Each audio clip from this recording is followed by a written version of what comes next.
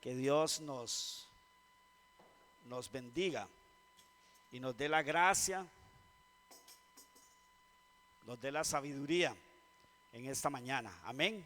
Vamos a orar. Padre bueno, muchas gracias queremos darte, oh Señor, Dios Todopoderoso,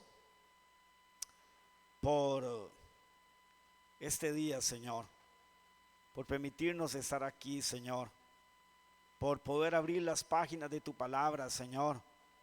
Muchas gracias, Padre. Muchas gracias, Señor. Rogamos que tu Espíritu Santo nos dé de tu sabiduría, de tu gracia, que en esta mañana, Señor, podamos, Dios, tomar tu palabra y hacer de ella el fundamento de nuestra fe, Señor.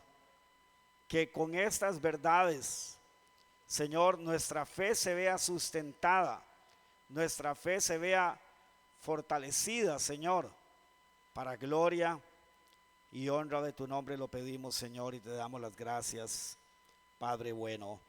Amén y amén. Bueno, hermanos, como saben, estamos en la carta a los Hebreos. Hoy no vamos a tratar un texto de Hebreos porque estamos tratando más bien una verdad paralela o una verdad que deriva de una verdad que sacamos o que tomamos de la carta a los Hebreos. Hemos visto o hemos leído el verso 1 y el verso 2. Dice el verso 1, leo para ustedes, para recordar: Dios, habiendo hablado muchas veces y de muchas maneras en otro tiempo a los padres por los profetas, dice que en estos postreros días nos ha hablado por medio de ¿quién? Del Hijo, a quien constituyó heredero de todo y por quien asimismo hizo el universo. Bueno, de esta verdad central de que el Señor Jesucristo es el heredero de todas las cosas, nos hicimos una pregunta, acuérdense, ¿qué implica eso para nosotros entonces? ¿Qué implicaciones tiene? Y una de esas implicaciones es la que encontramos en la palabra del Señor como una verdad paralela o una verdad que va al lado de esta verdad. Es la siguiente y está en Romanos capítulo 8 verso 16, y ese sí quiero que lo busquemos, por favor, y que lo leamos todos, porque aquí está la verdad paralela o aquí está la verdad que está al lado o que se desprende de esta verdad, que Dios el Padre ha hecho a su Hijo el heredero de todas las cosas, de todo lo que el Padre ha creado, de todo lo que el Padre tiene, ha hecho a su Hijo, el Señor Jesucristo, nuestro Señor y Dios Jesucristo, lo ha hecho el heredero de todas las cosas. Ahora vamos a ver en este texto de Romanos capítulo 8 verso 16, ¿cuál es esa implicación para nosotros? ¿Qué implica para nuestra vida como cristianos? ¿Sí? Al estar unidos a Cristo, al ser sus hijos, al ser Él nuestro Dios y Señor, ¿qué implica eso para nuestra vida? Lea conmigo a partir del verso 16, capítulo 8 de Romanos, versículo 16, dice así: el Espíritu mismo da testimonio a nuestro espíritu de ¿qué? De que somos hijos de Dios. ¿Quién es el que nos da testimonio? El Espíritu Santo nos da testimonio. Y entonces Pablo concluye lo siguiente, verso 17: y si hijos, ¿somos qué entonces? Herederos. Si somos hijos de Dios, entonces somos herederos. ¿Herederos de quién? Herederos de Dios. ¿Y qué más? y coherederos con Cristo. Si es, escuche bien, si es que padecemos juntamente con Él, para que juntamente con Él seamos glorificados. Dice Pablo, pues tengo por cierto que las aflicciones del tiempo presente no son comparables con la gloria venidera que en nosotros ha de manifestarse. Ok, bueno, hace 15 días vimos la primera parte de herederos y coherederos. ¿Sí? ¿Se acuerdan? A ver, ¿qué incluía nuestra herencia en el Señor? ¿Qué incluía? ¿Se acuerdan? Vea, sigan el consejo de Yencita, porque si usted tuvieran las notas, irían a las notas y se acordarían. A veces la mente nuestra, yo no sé la suya, pero tal vez la mía no es tan sagaz, ¿verdad? No es tan capaz como de guardar tanta información, pero la libreta sí, ¿verdad? La libreta sí tiene esa capacidad de guardar y de recordarnos las verdades. Entre otras cosas, vimos que la herencia que el Señor nos ha dado, hermanos, recuerda, en esta tierra, el ahora, en el ahora, ¿qué es? La imagen de Cristo. Salvación no solo implica o significa que hemos sido librados del castigo eterno, sino que la imagen de su Hijo nos ha sido otorgada a nosotros y está siendo formada en nosotros. Eso es parte de la herencia que hemos recibido, ser hechos, transformados, semejantes a la imagen de su Hijo Jesucristo. Eso estábamos hablando, y otras cosas hablamos también de lo que tiene que ver de la herencia en el aquí y en el ahora. Pero hoy vamos a hablar, amados hermanos y hermanas, de la herencia espiritual al ser herederos de Dios y coherederos con Cristo. Vamos a ver en la eternidad. ¿Sí? ¿Cuál es esa herencia? O sea, porque nosotros leemos ese pasaje y vemos que somos herederos de Dios y coherederos con Cristo. Pero ¿qué significa eso? ¿Qué implica eso en nuestra vida? ¿Qué significa? ¿Cómo podemos nosotros materializarlo? ¿Cómo podemos nosotros plasmarlo y tenerlo claro como esas verdades a las cuales Pablo dice en el verso 18, pues tengo por cierto que las aflicciones de este tiempo presente no son comparables con ¿qué? Con la gloria venidera que en nosotros ha de manifestarse. O sea, hay una gloria venidera, hay una gloria eterna que se va a manifestar a partir del momento cuando el Señor Jesucristo venga en las nubes y nos lleve a su presencia. Entonces, hay unas bendiciones que tienen que ver con esta vida bajo el sol, y hay otras bendiciones que más bien son la implementación o el completar la obra después de esta tierra. Una vez que hayamos atravesado el sol, una vez que hayamos atravesado esta vida terrenal, nosotros, hermanos, vamos a heredar una serie de cosas maravillosas, eternas, indestructibles en la persona de Cristo. Y la primera de ellas, número 1, la resurrección de entre los muertos. Parte de la herencia que nosotros, hermanos, vamos a recibir en el tiempo futuro. Recuerda que ya lo vimos esto en Mateo. La resurrección de los muertos, hermanos, es ¿en qué momento? ¿En qué momento se da la resurrección de los muertos? El momento cuando Cristo venga, ¿sí? En su segunda venida, vamos a ser resucitados. Entonces, la resurrección de los muertos y un cuerpo para eso, vamos a resucitar con un cuerpo glorificado, semejante al de la gloria suya, ya que poseemos una ciudadanía celestial y lo que eso implica. Al ser nosotros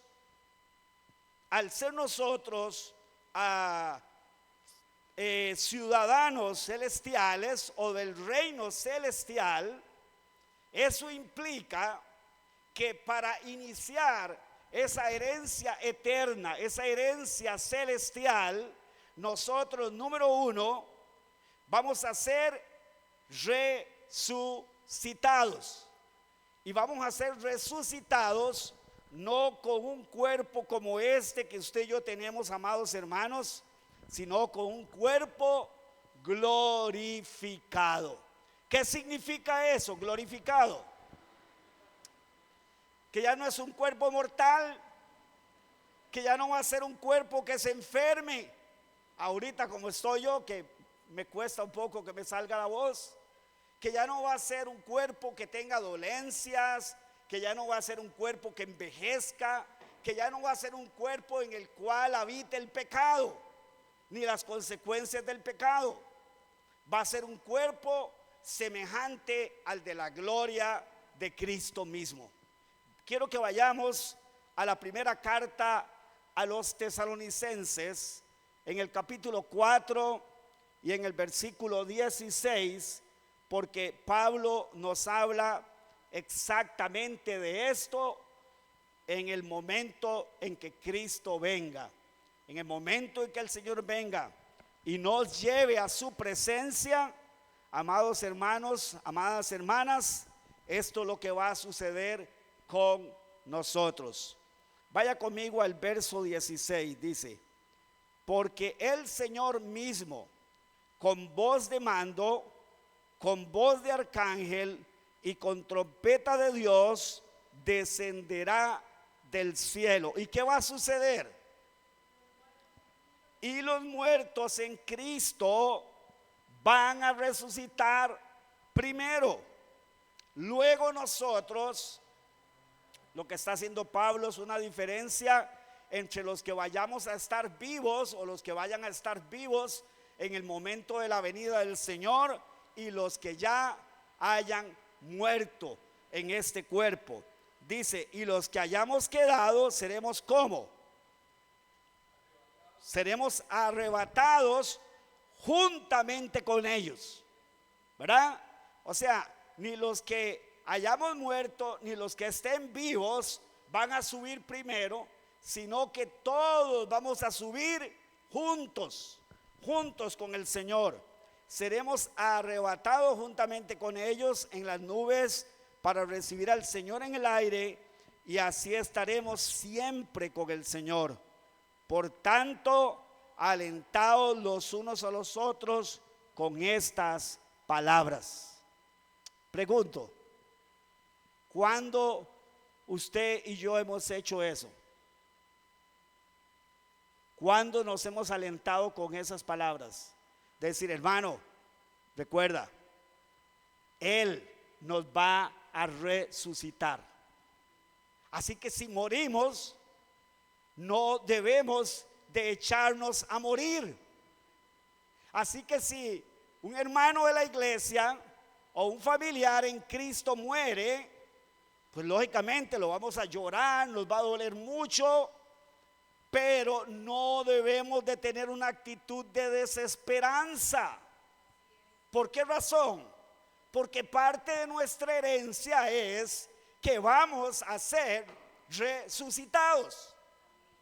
Que así como Cristo resucitó de entre los muertos, en aquel día cuando Él venga, esa misma gloriosa manifestación, esa misma gloriosa efecto en el cuerpo de Cristo se va a producir en nosotros.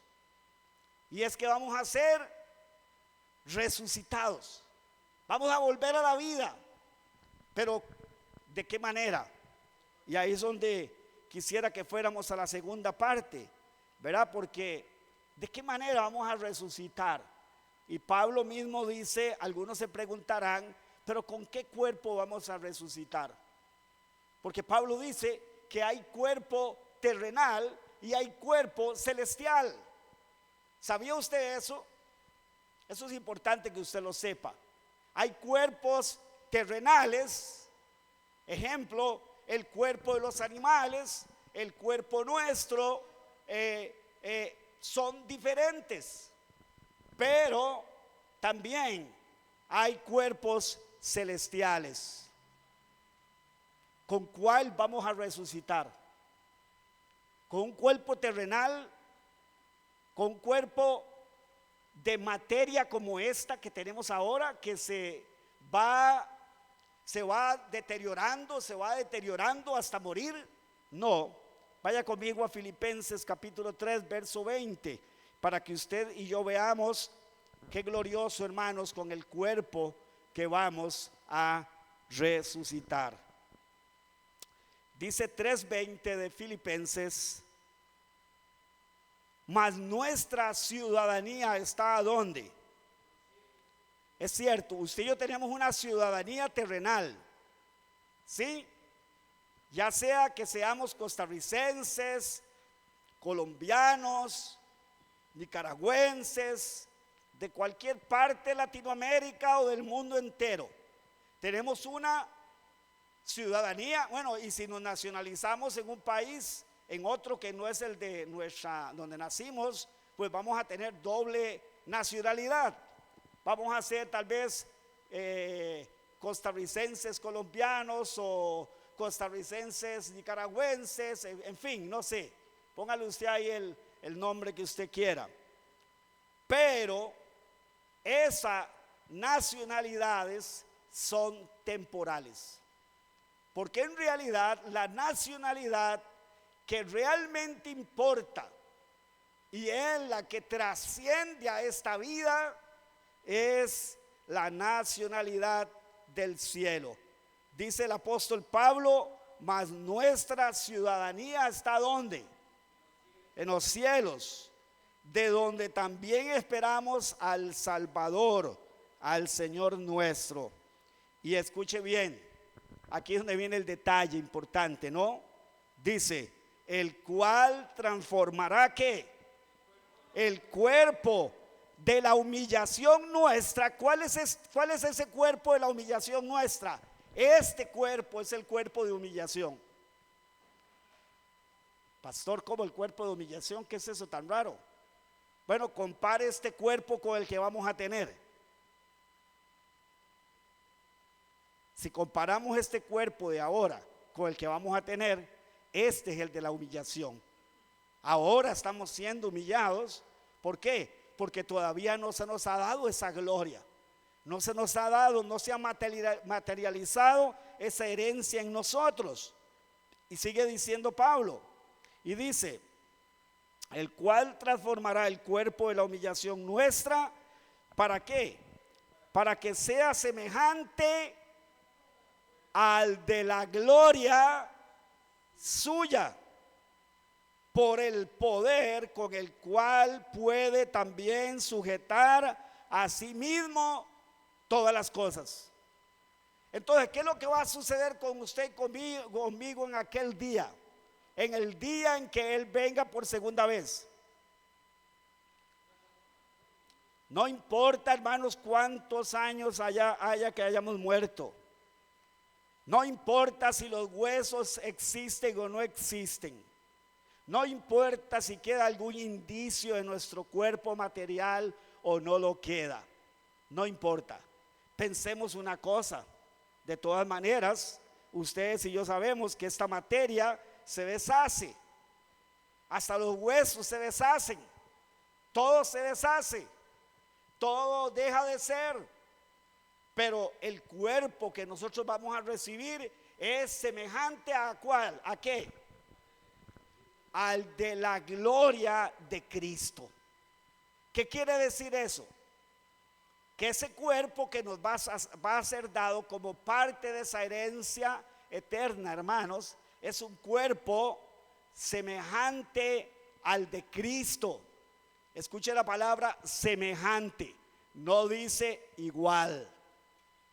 Semejante en la Biblia significa algo que es comparable. ¿Por qué es comparable ese cuerpo con el cuerpo que ahora Cristo tiene? Porque el cuerpo que ahora Cristo tiene y con el cual resucitó, recuerden un detalle: los discípulos están reunidos en un lugar cerrado. ¿Sí? Como decir, este lugar, las puertas están cerradas, las ventanas están cerradas. Bueno, el tipo de edificaciones era muy diferente, por lo tanto, pero aún así, ventanas y puertas cerradas. ¿Y qué dice? Que Jesús vino y sin que le abrieran las puertas, se puso en medio de ellos. No necesitó que nadie le abriera la puerta. Pero a la misma vez, escuche usted, Jesús dijo: tóquenme. Porque los discípulos decían: es un espíritu. Pero ¿qué dijo Jesús? Comió de lo que estaban haciendo, de lo que estaban asando, pescado, comió.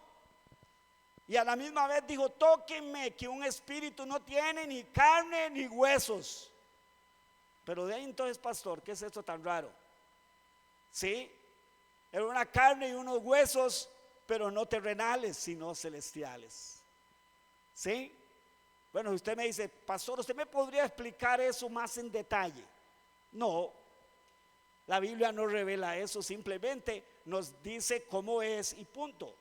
Entonces, ese cuerpo del Señor es un cuerpo eterno, lleno de la gloria de Dios. ¿Sí? Lleno de la gloria de Dios. Les voy a decir, vea, ¿sabe cómo es ese cuerpo del Señor?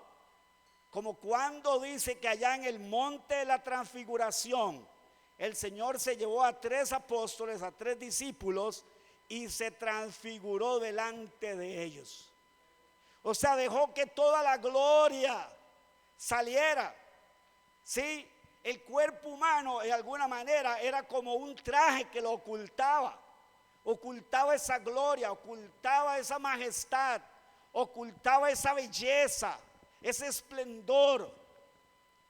Y cuando el Señor se transfigura, entonces los apóstoles se dan cuenta que Jesús en realidad no era como parecía ser mientras estaba en ese cuerpo terrenal. Cuando Jesús resucita, ¿sabe cómo es el cuerpo del Señor? Al punto que Juan el apóstol cayó como muerto ante él. ¿Usted se acuerda de la descripción de Apocalipsis de cómo era la presencia del Señor allá en Apocalipsis? ¿Se acuerdan? ¿Se acuerdan? ¿Cómo dice que es? Sus ojos como llama de fuego, su rostro brilla infinitamente más que el sol. O sea, una gloria, un esplendor. Y el cuerpo que nosotros, hermanos, tendremos será semejante al de su gloria. O sea, nuestro cuerpo brillará también. De nuestro cuerpo brotará la luz de Cristo. Ya nuestro cuerpo, ese cuerpo, hermanos, ya no tendrá ni cansancio, ni calamidades, ni enfermedades, ni pecado, ni ninguna cosa que tenga que ver con eso. Será un cuerpo que no morirá, un cuerpo eterno. A ver, ¿usted se ha imaginado una vez viviendo así? ¿Se ha imaginado? No, por más que los imaginemos, que no tenemos punto de comparación. Nos podemos imaginar algo o más bien en base a lo que la palabra dice. Pero ¿sabe qué? Nosotros siempre pensamos en las cosas con base de comparación de las cosas terrenales que vivimos o que experimentamos o que sabemos. Pero eso, hermanos, es totalmente salido de este mundo, salido de esta experiencia terrenal. Entonces, dice, por ejemplo, que los ángeles brillan, ¿cierto? El ángel que bajó a quitar la piedra, no para que Jesús saliera, sino para que se dieran cuenta que Jesús había resucitado, ¿sí? Como dice que ese ángel era como un rayo, era una luz que era como un rayo que enceguecía posiblemente la vista del ser humano. Bueno, hermano, ¿sabe qué? Ese cuerpo va a brillar, la luz de Cristo se va a reflejar en ese cuerpo. Y ya ese cuerpo no va a ser un cuerpo pesado en el sentido de dolencia, de cansancio, de nada de eso, hermano, sino un cuerpo infinitamente diferente a este. Maravilloso, ¿no creen? Eso es parte de la herencia que nosotros vamos a tener en la eternidad, mis amados hermanos y hermanas. Ok, ¿qué otra cosa dice la palabra de Dios como parte de esa herencia? Esto es importante, porque si usted nunca ha leído en la Biblia, si usted nunca se ha preguntado, bueno, sí, la herencia es la salvación, pero ¿qué trae la salvación? Ahora, y como estamos diciendo, y posteriormente en la eternidad, ¿qué va a traer? ¿Sabía usted que nosotros vamos a ser parte del tribunal divino para juzgar a los ángeles caídos y para juzgar al mundo condenado? Vaya conmigo, hermanos, a un pasaje bíblico para que sea la Biblia la que nos diga esta gran verdad. Capítulo 6 de la primera carta a los Corintios, Pablo está tratando un problema que había en la iglesia de Corinto. Escúcheme bien. En la iglesia de Corinto había un problema, entre muchos otros.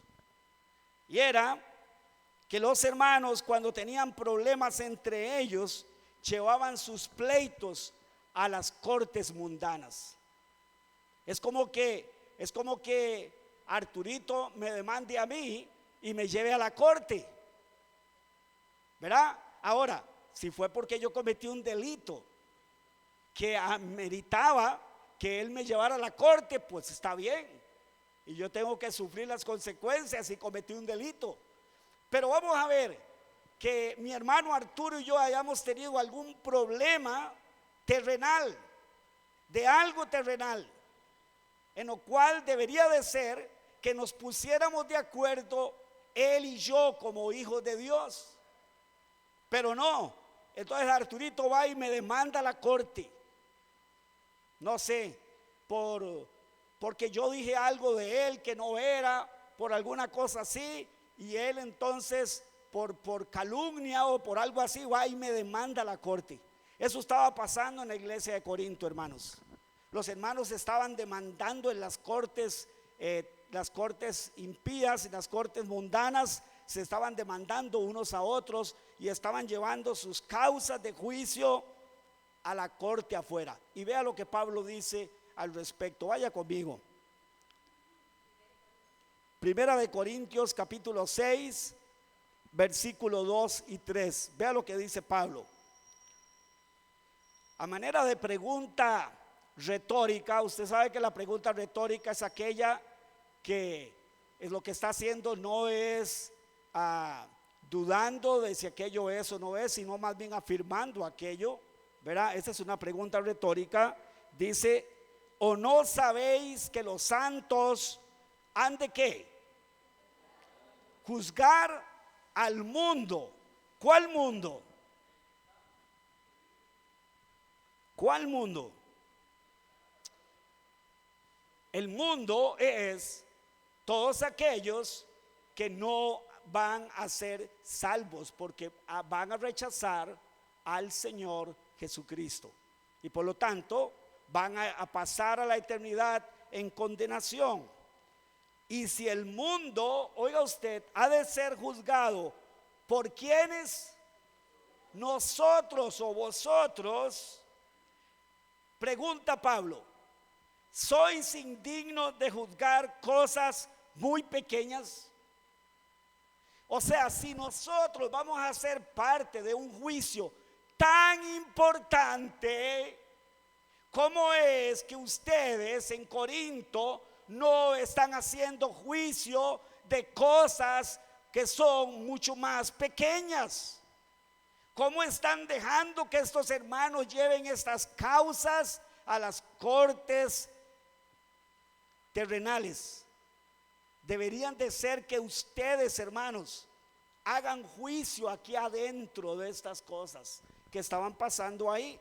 Y oiga usted, no solo que hemos de juzgar al mundo, sino que de nuevo Pablo al respecto pregunta: ¿o no sabéis que hemos de juzgar a quién?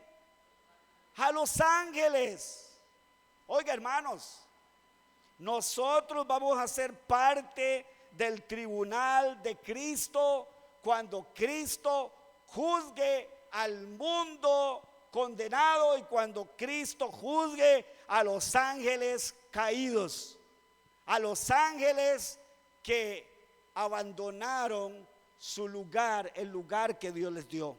Y dice: ¿o no sabéis que hemos de juzgar a los ángeles? ¿Cuánto más las cosas de esta vida?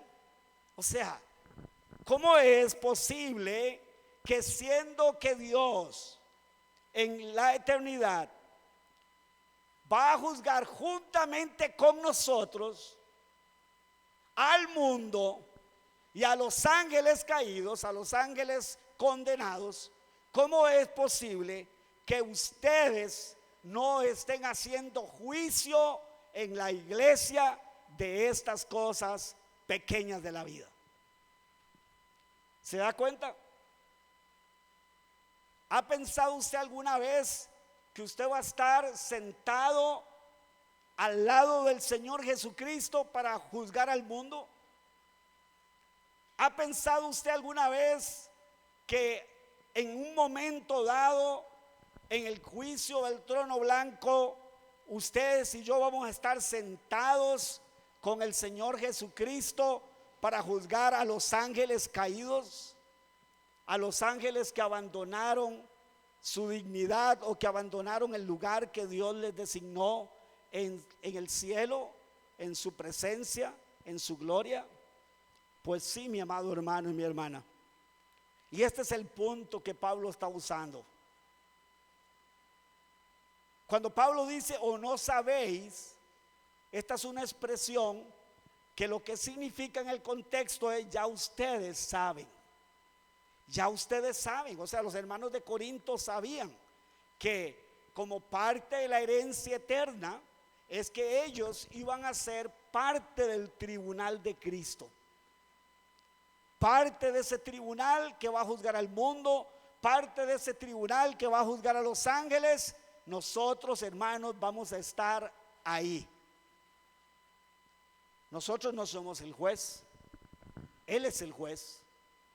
Pero al estar nosotros unidos a Él y al heredar lo que Él ha heredado, parte de lo que Él ha heredado es el juicio. ¿Se acuerda que leímos hace 15 días que el Padre dice no le da el juicio a nadie sino solo al Hijo? Y que el Padre no juzga a nadie, sino solamente el Hijo es el que juzga. Y si Él es el juez que ha de juzgar a todos los hombres, ¿sabe qué, amados hermanos? Entonces, como parte de esa herencia, nosotros vamos a ser parte de ese juicio, parte de esa sentencia. Nosotros vamos a estar ahí sentados al lado del Señor Jesucristo para juzgar al mundo, para juzgar a los ángeles caídos. Número 3, nos sentaremos en su trono para reinar, lo que significa gobernar. ¿Sí? Gobernar. A diferencia de lo que los testigos de Jehová predican y dicen. ¿Qué dicen los testigos de Jehová? ¿Quiénes son los únicos que van a gobernar en el cielo? los 144,000 de Apocalipsis. Pero ¿qué dice la palabra de Dios? No solo los 144,000, sino cada uno de sus hijos, cada uno que ha heredado aquello que le ha sido dado al Hijo. Nos sentaremos en su trono para reinar, para gobernar eternamente con Él. El rey se va a sentar en su trono, bueno, en su trono que ya está sentado, ya está gobernando, pero va a reinar en plenitud sobre todas las cosas creadas, sobre todo lo que Él ha creado y sobre todo lo que Él va a crear o ha creado, que es un nuevo cielo y una nueva tierra. Vaya conmigo a Apocalipsis, porque no crea, hermano, que es que, ¿verdad? Que es que tuve una revelación y entonces yo soñé que nosotros estábamos ahí sentados. No tiene nada que ver con eso. No, es lo que la palabra de Dios dice. Vaya conmigo, Apocalipsis capítulo 3, verso 21. ¿Qué dice?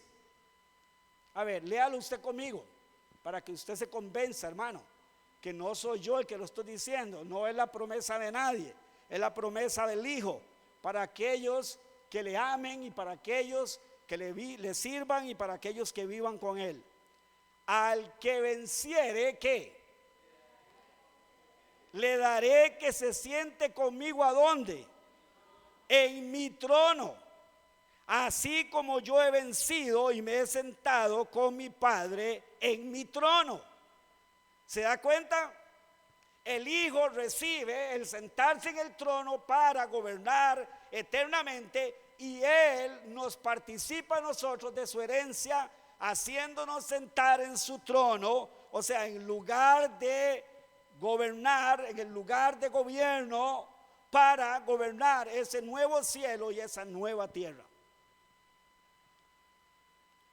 En aquel día, cuando el Señor venga, y después de que hayamos hecho juicio, después de que Dios haya juzgado al mundo, nos sentaremos en un lugar de gobernar, en un lugar de gobierno, eternamente y para siempre. Y yo le aseguro que, según lo que yo veo en la Escritura, a cada uno le va a ser dado una capacidad para gobernar según Dios a cada uno le reconozca, según lo que haya hecho mientras estaba en esta tierra, mientras estaba en este mundo. Porque eso es justicia. Justicia es que Dios le otorga a todos por igual, por gracia suya, la salvación. No la ganamos, no la podíamos ganar, la recibimos gratuitamente, pero lo que son los beneficios allá en la presencia del Señor, en la eternidad, va a ser de acuerdo a tu fidelidad y a mi fidelidad en esta tierra. Así que, hermano, vaya pensando, ¿quieres gobernar en un grado mayor o quieres gobernar en un grado menor? Eso depende ahora, usted y yo, quiénes somos en Cristo y qué hacemos nosotros en Cristo. Porque yo no sé si ustedes sabían, hermanos, que todos vamos a comparecer en el trono de Cristo. ¿Sabían? ¿Sabían que todos vamos a comparecer ante el tribunal de Cristo? ¿Pero para qué?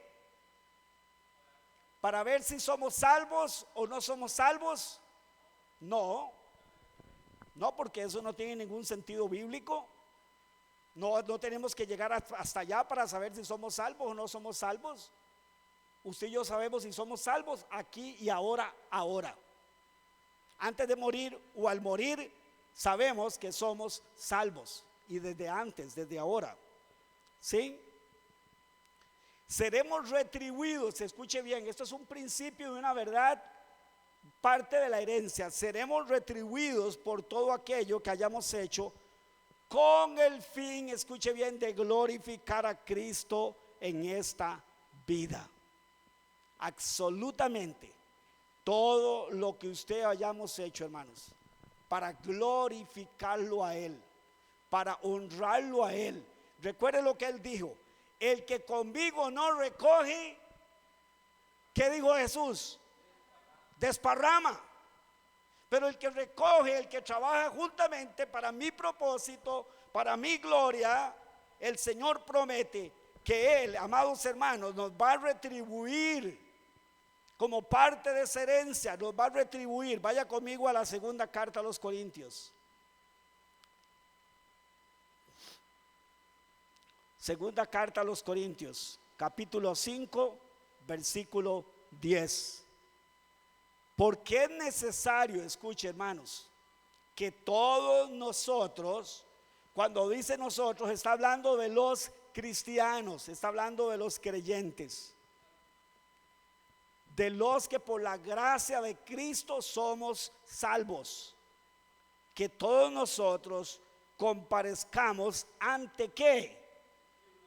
El tribunal de Cristo, para que cada uno reciba, oiga, según lo que haya hecho mientras estaba ¿dónde?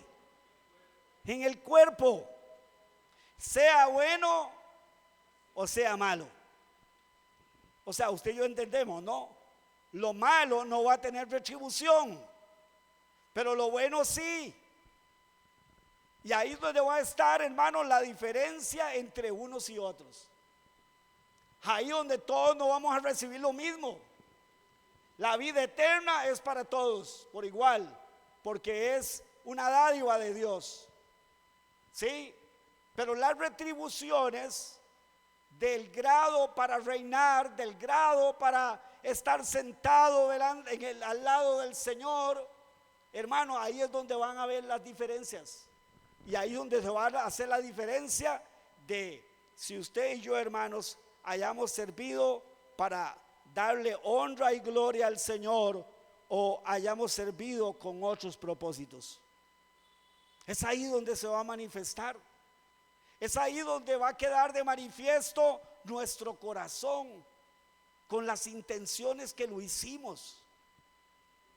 ¿Para qué yo hago lo que hago? ¿Cuál es mi fin? ¿Cuál es mi propósito? ¿Es para glorificar al Señor? Recuerde que de hecho ese es uno de los principios que tenemos como norma en esta iglesia, que todos nos enfoquemos en buscar hacer todas las cosas para glorificarlo a Él, para que busquemos honrarlo a Él, para que busquemos glorificarlo a Él.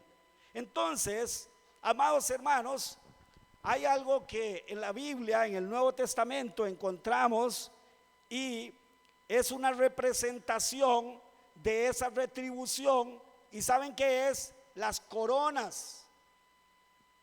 ¿Cuántos han leído sobre coronas en el Nuevo Testamento? ¿Han leído? Ajá. ¿Cuáles coronas? Los que me levantaron la mano, ¿cuáles coronas? Sí, pero ¿qué tipo de coronas? ¿Son literales? A ver, pregunto, ¿eso es algo literal? ¿Es una corona? ¿Es un objeto lo que vamos a recibir?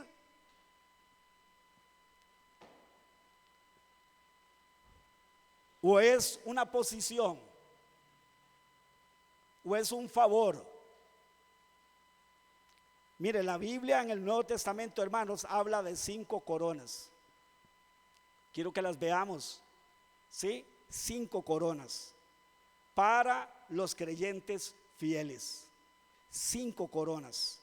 La primera corona es la corona de justicia, el pago de haber cumplido lo encomendado por Cristo. Escuche bien, esto es un detalle muy importante. Usted y yo estamos cumpliendo lo encomendado por Cristo. Si no lo estamos cumpliendo, es tiempo de poder empezar a cumplirlo. Pero si nos vamos sin haber cumplido en totalidad o haber cumplido lo que Cristo nos ha encomendado, entonces no tendremos la corona de justicia. Vea en base a qué o en qué contexto está esto de la corona de justicia. Vaya conmigo a la segunda carta a Timoteo, capítulo 4, versículo 7 y verso 8. Dice el apóstol Pablo, leo rápido hermanos por cuestión de tiempo, dice: he peleado la buena batalla. Oiga, he peleado la buena batalla, he acabado la carrera. ¿Se da cuenta? Está hablando, implica haber cubierto todo lo encomendado. Y Pablo dice: he peleado la buena batalla, he acabado la carrera, he guardado la fe. ¿Qué más dice? Por lo demás me está guardada la ¿qué? La corona de justicia, la cual dará el Señor, juez justo, en aquel día. Pero escuche, y no solo a mí, sino a quienes, a todos los que aman su venida. Y después dice Pablo: procura venir a verme pronto. ¿Sabe? Cuando Pablo escribe esta carta, la segunda carta a Timoteo, déjeme decirle algo. En cartas anteriores, por ejemplo, como la carta a los Efesios o a los Filipenses, Pablo expresa que él tiene la esperanza de que todavía él va a estar en esta tierra para terminar cumpliendo el ministerio encomendado. Pero en esta carta Pablo expresa, porque posiblemente él sabe que ya no le queda mucho tiempo en esta tierra y que él va a ser encontrado culpable cuando vuelva a ser llevado ante el César, y que el César va a mandar a cortarle la cabeza. Pero él, antes de ir a que le corten la cabeza, Pablo está seguro de esto. Número uno, que él ha acabado la carrera que Cristo le encomendó correr. A manera o en comparación, de manera figurada, de la competencia o la maratónica que Cristo le mandó correr. ¿Y qué dice? He acabado la carrera. ¿Qué más dice? ¿Qué más? He guardado la fe. O sea, no abandoné la fe, me mantuve en la fe del Señor, la fe de mi Señor Jesucristo. ¿Qué más dice? Pero antes, he peleado la buena batalla. O sea, todas estas expresiones de Pablo son conclusivas, o son de concluir, o de que él ha concluido, de que él ha logrado llegar hasta el final. Entonces, para todos aquellos dice que al igual que aman su venida y guarden la fe y hagan todo lo que Dios les ha encomendado, ¿qué es lo que les está preparado? La corona de justicia. Es aquel reconocimiento, es aquel nombramiento y aquel reconocimiento en aquel día, en la presencia misma de Dios, de decir: ven, buen siervo y fiel, en lo poco fuiste fiel, en lo mucho te pondré, entra al gozo de tu Señor. Hermanos, esa es la primera corona que Pablo habla para los creyentes que hayamos terminado lo encomendado por el Señor. Número 2, la corona de vida. La corona de vida. Es cierto, todos vamos a recibir vida eterna, todos sus hijos. Parte de la herencia es la vida eterna. Pero vaya conmigo a Apocalipsis capítulo 2, versículo 10, para que usted vea que hay una mención especial para las personas que reúnan estos requisitos. ¿Sí? capítulo 2, verso 10, dice: no temas en nada. Dice, lo que vas a padecer. O sea, Dios le está diciendo a esta iglesia que ellos van a padecer, e incluso la muerte. Y vea lo que dice: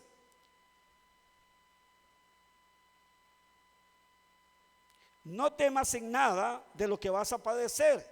He aquí, el diablo echará a algunos de vosotros en la cárcel para que seáis probados, y tendréis tribulación por 10 días. Sé fiel hasta la muerte. ¿Y qué dice? Y yo te daré la corona de la vida. Nuevamente aparece la expresión corona. Ya dije que no es literal, no es un objeto, no es una corona como nosotros la conocemos. Es que es una figura de retribución, es una figura de reconocimiento, es una figura de un favor divino que Dios le otorga a esa persona. En este caso, a los que han perdido la vida por el Señor. En este caso, muchos, porque fueron personas que sufrieron hasta perder la vida, o sea, literalmente la vida. Fueron muertos por la causa de Cristo.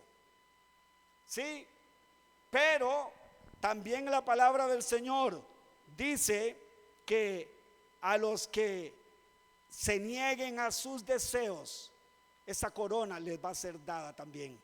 Vaya conmigo a Santiago capítulo 1, verso 12. No solo es por perder, por ser sacrificado, por perder la vida física por causa del Señor, sino aquellos que prefiramos hacer la voluntad de Dios antes que complacer los deseos de nuestra carne. Dice Santiago capítulo 1, verso 12: bienaventurado el varón que soporta la tentación. Escuche: porque cuando haya resistido la prueba, entonces ¿qué recibirá? La corona de vida. La corona de vida que Dios ha prometido a los que le aman. Yo sé que alguien puede decir: bueno, pastor, yo creo que la corona de vida es la vida eterna. Bueno, sí y no, porque ya esa promesa de vida eterna es para todos los que crean en el Señor. Pero aquí es donde tenemos que entender que Dios, que es un Dios justo, va a premiar a los creyentes